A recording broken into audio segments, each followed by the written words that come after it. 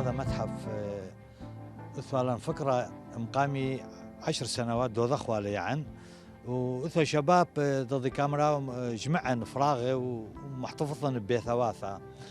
بعدين جمعن كمية وحصل له بوقتها هجرة رقلا من بغدادي هيك رجع لنا ديرة نفس الفكرة شباب مرن لازم جمع تراث وشكم جمعي هذا وميران تخازق بيثا لازم بيثا عتيقة أو هذا تراث بغدادي له وبديلا بجماعة ضفراغي وهلتك مكملخن وقسم بلطخن باتي هجيم بيلي ومكملن هذا كل من دي مهرجان قمادك موضخ والي مقامي طلشن وإجو كياك بادخ مهرجان دي ثلاثة ببغدادي إيبه قصايد شعرية إيبه أزياء بغدادي إيبه عشا قروي إيبه دبكات شعبية وكياخ محاضرة كل من دي وبعد يوم بصخة بغدادي قي لأن هذا تراث آباء وأجدادا دك مؤذيله وكم محضري له هذا يوم وأخني ما قريبا محفظخ اللح لأن أواثنكم سلمي لني له وأخني لقعي فخله ومولبخ هذا جيدي لكاثة أجال دخكم شغليو أواثن سواثن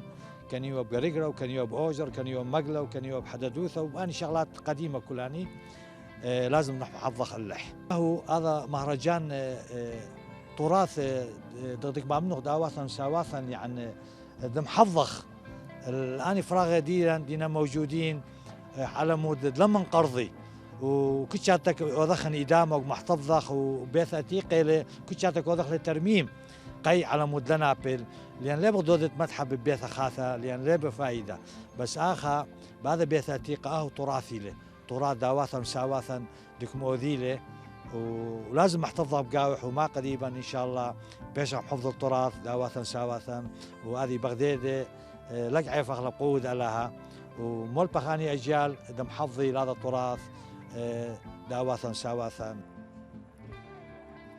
بكل فرح وسرور ندعو راعي الأبرشية سيدنا جليل أن يتكلم ولو بكلمات قليلة لكنها كبيرة في عمق قلوبنا لهذه المدينة المباركة. فليتفضل سيادة المطران مار بنديكتو سيونانا جزيل الاحترام. أبائي الكهنة الأفاضل، حضرة السيد القائم مقام مدراء الدوائر جزيلي الاحترام، الحضور الكريم، وأيضا شبيبة متحف بيت بغدادي للتراث السرياني.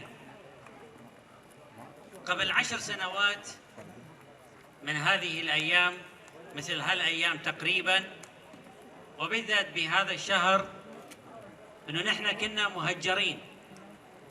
مهجرين في بلدنا، وإحدى الطرق اللي استغلها داعش الإرهابي هي كانت تدمير لثقافتنا ولحضارتنا، حيث أنه نحن بتلك الفترة أي قبل 10 سنوات ما بعد صرنا نسمى بمسمياتنا ولا بمكونات مالتنا، ما صرنا نسمى لا مسيحيين ولا أي قومية من القوميات الأخرى اللي كانت متواجدة في ساحل نينوى، صرنا نسمى نازحين. فتم محو اسمنا، قوميتنا، حتى إيماننا أرادوا أن يمحوه بالتمام. ولكن هذه كانت خطة، وهذا كان تدبير، وهذا كان تصرف اللي أرادوا الإرهاب، وهذا اللي أرادوا داعش.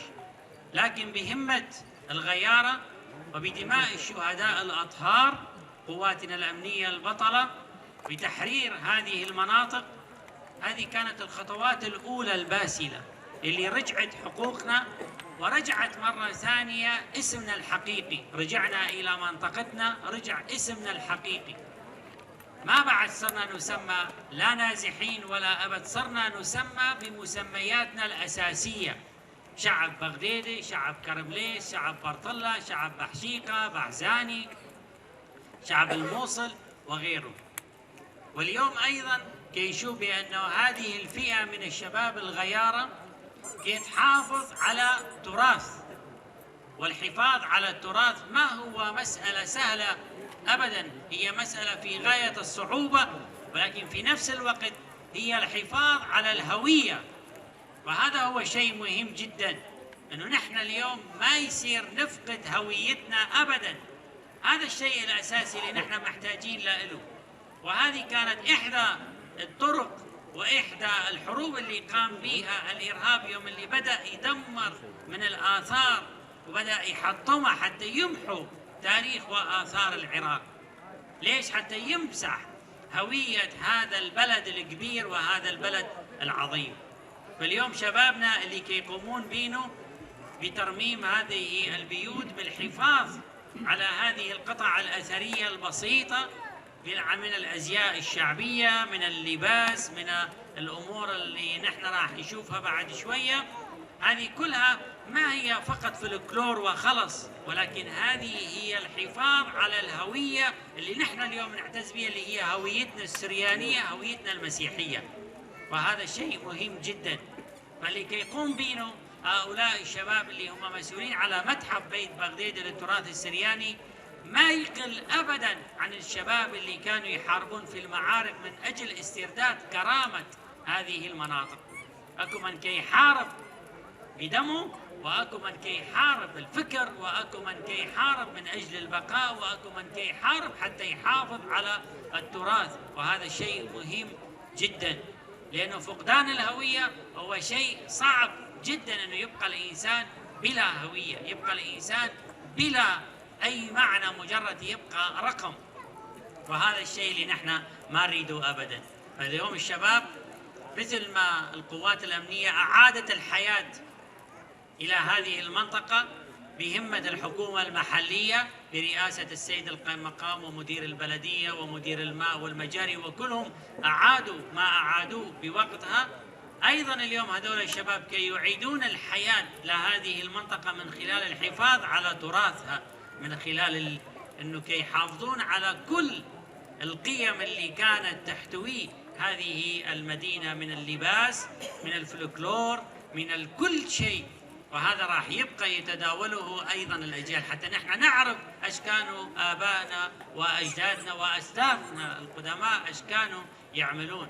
هذا الشيء مهم جدا حتى نحن نقدر أيضا نعطيه للأجيال اللي راح تجي من بعدنا هذا الإرث الإيماني وهذا الإرث الحضاري الكبير. فهذول الشباب هم فعلا أبطال اليوم اللي كي يحيون الماضي بهذه الطريقة، يحيون الماضي بأيامنا الحاضر. فيحتاجون منا كل الدعم، ويحتاجون منا أيضا التشجيع، ويحتاجون من عندنا كل الثناء والشكر للشيء الكبير والشيء الجبار اللي كي يقومون بينه. والله يبارك بالجميع. ما أجمل أن نجتمع معا لنحيي أنفاس أجدادنا ونتذكر الأزقة القديمة والنقوش وأغانينا. نبقى الآن مع فقرة الشعر والموسيقى. إنه ابن محلة مار يوحنا والقادم من أعالي برج إيفل، المسافر المغترب، الغني عن التعريف وغني بشعره وحلاوته، الشاعر وعد الله إيليا. فليتفضل. سلام اليخون. اتلي شوهارة وحبة وإيقارة وقوبة طيبوثة بآذى عذعيذة دامرنا دأمم بغداد أخني غديداي بتخايخ لقميثخ انكاوخ بأثرة وانكاوخ نخريتوثة مسافخني غديداي خيلانيخ وكشيرة وزخمة وبدرخشخ دقامة دلبت هيوخ من دي خاثة دبني عمن ودبني أمتن. أخني غديداي ملبت بغداد هويلا ومقوخوة سرياي بلطلا ومقرمد آراماي وقلا. أخني غديداي بأثرا نخرايا شينوث زرلن أرخد إسلام دكول بريثة بثخلن أخني غديداي بسلن ليشا دمردوثة ودا تشعيثة أخني غديداي شمش زديلة منن سهد غدالا وصهرة قريل بشمن أخني غديداي طران الخاصن كمرخ شخن وموثى بثرا رخشل دسم قد وردة بغداد بالتابن يماثي بين ثداثي دبقوين داشر ودرود ايوه بتكثون بدمي مشحياثي داري باول وديتوم دالما بدم فلطن كلهن للإياثي درو شاشد نو هدرة وقال قامش بدسقل الخول تشمه ومرش نزدو إياثي دركود بث نهرا دركود بث نهرا دعش تارد لبي بتصيفن كلهن قوخ والخاصي دبر سمياث الطراند القش وميرق ديالد عنكاوة وديالد شقلاوة بتزقرن قذاذة سهرة بدمئي دا قوم تخليثة أثرا بتكخلن بقذاذة شمشائيني دا ما يدقلث خلي وزوروثي ودين دنكيدو اختيري وجوان قوثي بتخبقن مطرب اخفاقي كذيل درح يقوثا كرمزن ولبك صارخ ايكين يا بغداد الوشلي باخد وفا ومبلي تربد أزليوثا وهلدها جار جرحخ يا بغداد وغذئلي بالهوي شقيات راح يقوثا وكنترن تلقى وخمة وخصاذة بأرأخ بسمت بحظيرة وصب لي تخرياتي بقطخد برقة كما يوشنيهن تلقى رحوقة وغذرهن دنوقة بوخة بتخرياتي كم بقريلي ايكين كباقخ وكزالة حنا دقوقة وسركلة وريخد أمن أكارب أوجر كرويوة ومتاني وأرقى ومقلبيوة ونيرة الخماري داريوة قرشيوة أوجر ورخشيوة وشال الروشة قصريوة وبرزرقة بقاوح طقنيوة خطة وصقار وطلوخة قمشة بسقيوة وبقل وخرطمان وخضراثة هم زرقيوة ومطرد مارن شاتيوة وأمد بألاها داريوة وقدانت بارق وبرقة من بسخوثك برخيوة زوله بخوشة بواثة زرقتة بدشتة فقديوة وبين كل مثخة ومثخة شكرياثك متبقيوة طلبي مقلاها رحمة مقمصة وقبتة محاميوة وأم دقيارغ زرقة صبرة كمكشكشيوة وأم دقماطخ صاغة فقلب مقلة خصديوة. للشان والفلكلور حكاية وللإبداع حياة بلا نهاية. نبقى الآن مع السيدة والشاعرة والتربوية هنا قاشة لتقدم لنا كيفية واقعية هذه الملابس الفلكلورية لتزين لنا بها إحدى الفتيات لمدينة بغداد التي تصور لنا جمال بغديدة. هذه الفتاة اسمها بغديدة. أنا حجاته أهل هويتن، أنا اللقطة أنا هوية بجيبي ونكون الوشتاني حجاته بردين غديديته، فأني لازم لنا شخ أبد حجات أماتان وسويتاتن، فداك بعد أني من دياني ندلتيخ حجاته اتلن أدي كم رخلة شقة.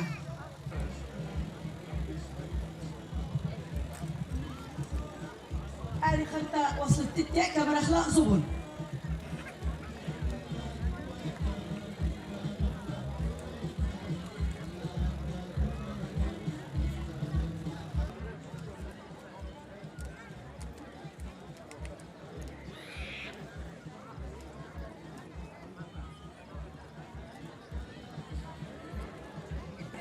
اتلن هذا كمخلة كمر كودي والف سهمة ومثلها لو شاوة كمر لو شاوة كمي والي زنارة مخالد يعني الوشتانو زقري والي اسقارة كميلة زنارة فلو شيتو حجات تشوقتو زبون ادلا خاصة لأنهم كامر مثل أسطرو صوتخن وقوموا قيمة الوشتة شوقتة وزبون فقط ادلا خاصة لك واختياري ولك وحزيقة خاصة دغ بزالخ البرازة دغ بدم شغلك وحجاتك كلهم بولا بلا بابي فلازم تلوشيتو خاصة أصريتو.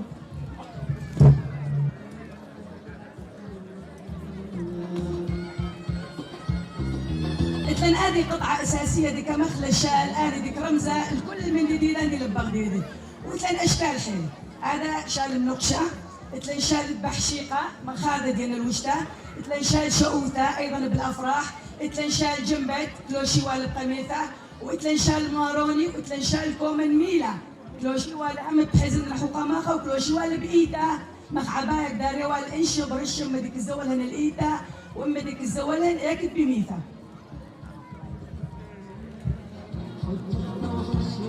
أنا مهرجانات حيلة بفائدة. أولاً دم عرفخ عالم وشعب وناشي تراث ديدان وتاريخ ديدان ونشواثان ودخكاوي وما كلوشي وما كخلي وما كشاتي ودخي وعادات تقاليد دتي وحتى أخني هذا جلدي القايم ده أيضا تم ذاكر أنا من ديانة مهمين لأنه هذا تاريخ نشواثني أنا متقشي لوشت أنا حجاثة حتى اللهوي لي هوية شخصية بديدي بأنه أنا غديدتين أنا بغدادي فهذه هويتني هذا تاريخ ديدي إذن كلش مهمنا أنا مهرجانات دخل كنت شأتا من دكثة لدكثة باني مناطق جدا وانا ذهب هذا مهرجان الثالث بادي دكثو ودي خسميخ اخا اتلي فقره دخم ملبشن زيدي افراح ومناسبات دغذا براتا جو نقثه وتشرحن كنت قطعه ميله وما كمرخلو ميل الشماح مع اكسسوارات الراس كليه كامل. انا كراخش بدمي تراث لانه من انا زرتها هركون وخيطا دقوصيتك من البشايه وكذا والى حد الان هر هذا الشولي يعني نقوش وخياطه وترتيب حجات دغديداي ورتوبو انا يعني كراخش بدمي هذه هوايتي حيله ربطي لك كجبالي.